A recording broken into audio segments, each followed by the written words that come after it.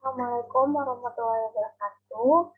Di sini saya akan mempresentasikan analisa efektivitas penerapan aplikasi e-learning pada Universitas Mercubuana. Perkenalkan, nama saya Siti Nurhaliza. Saya dari Fakultas Fasilkom dengan NIM sekian.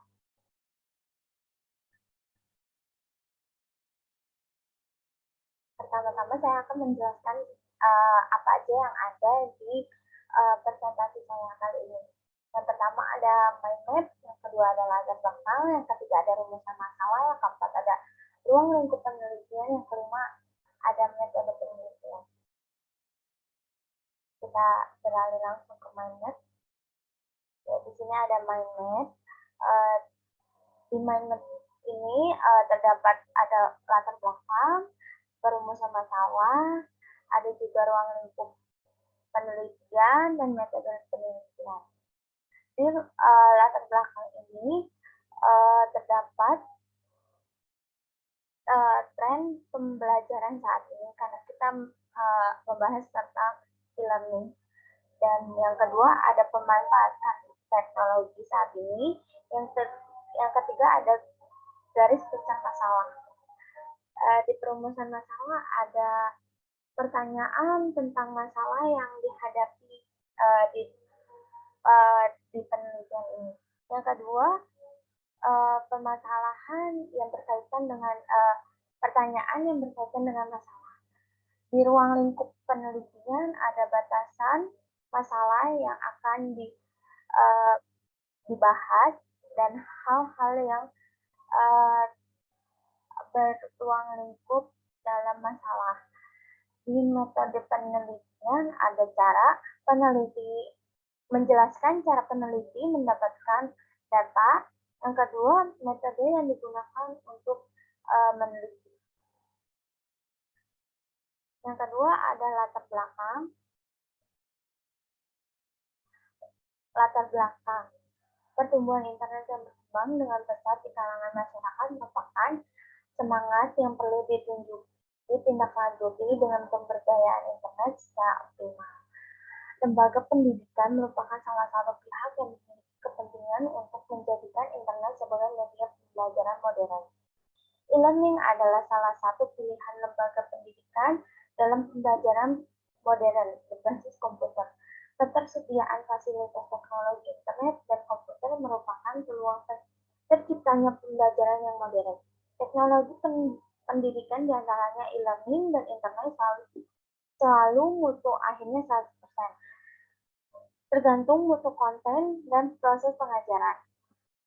Salah satu tantangan institusi pendidikan di era teknologi informasi saat ini adalah menyediakan pembelajaran bagi setiap mahasiswa pada saat yang tepat serta tidak terbatas pada lokasi di mana ia berada, seperti yang diungkapkan dua orang pakar dunia, Arie Dodges of Royal Dutch Shell Oil dan Peter Stange, pengarang The Fight this line. The ability to learn faster than your competition may be the only sustainable competitive advantage. Salah satu solusi untuk menjawab tantangan tersebut adalah dengan memfasilitasi pembelajaran mandiri. Pembelajaran konvensional pada saat ini mulai kehilangan nilai bagi suatu institusi pendidikan di era yang bersifat desentralisasi dan global. Belajar mandiri mengalami perkembangan yang sangat pesat seiring dengan perkembangan yang dan konvergentasi yang terjadi pada teknologi informasi dan teknologi telekomunikasi. Berbagai teknologi dan aplikasi telah tercipta dalam upaya mendukung kegiatan operasional kehidupan manusia maupun institusi, termasuk kegiatan belajar mengajar. Di antaranya adalah e-learning. Universitas Mercubuana telah menerapkan sistem e-learning sebagai bagian dalam pembelajaran mahasiswa. Namun, dalam rangka penerapannya, aspek terbesar dari kegiatan atau keberhasilan penerimaan suatu sistem informasi dalam sebuah organisasi sebagaimana dinyatakan oleh Jogianto 2007, tergantung kepada aspek perilakuan selain kualitas teknis maupun informasi yang dihasilkan dari sistem informasi tersebut. Salah satu kunci awal bagi keberhasilan penerapan teknologi dalam sebuah lingkungan pendidikan adalah adanya literasi untuk menerima teknologi tersebut. Di kalangan pengguna, khususnya jika yang dimaksud ialah dalam pembelajaran, maka stakeholders utamanya yaitu dosen dan para mahasiswa. Penelitian ini dimaksudkan untuk melakukan analisa terhadap tingkat keberhasilan penerapan sistem e-learning di universitas tersebut. Yang ketiga adalah rumusan masalah. Rumusan masalah. Bagaimana kondisi penerapan e-learning dari sisi kualitas sistem, kualitas informasi, dan kualitas layanan pengguna, dan keputusan pengguna di Universitas Mercubuana. Yang kedua, faktor-faktor apa saja yang mempengaruhi keberhasilan penerapan e-learning di Universitas Mercubuana.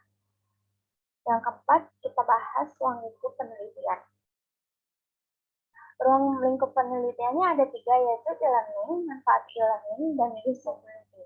E-learning atau pembelajaran elektronik dimulai pada tahun 1970. Banyak sekali istilah yang digunakan untuk mengemukakan pendapat atau gagasan tentang pembelajaran elektronik, yang lain adalah Online Education Delivery Application atau EODA, Virtual Learning Environment atau FLE, Web Learning Environment atau WLE, Management Learning Environment atau MLE, atau Network Learning Environment atau NLE. Dewasa ini e-learning sedang marak di Indonesia. E-learning merupakan pembelajaran secara elektronik yang memanfaatkan teknologi informasi dan komunikasi. Yang kedua ada manfaat e-learning. Yang pertama ada mempermudah dan menambah waktu interaksi antara mahasiswa dengan bahan belajar dan interaksi antara mahasiswa dengan dosen maupun secara sesama mahasiswa.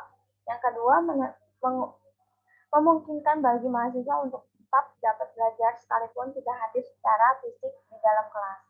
Yang ketiga, memungkinkan mahasiswa maupun dosen dapat saling berbagi informasi atau pendapat tentang materi kuliah sehingga dapat mengoptimalkan waktu tatap muka yang tersedia untuk konsentrasi pada materi tersebut.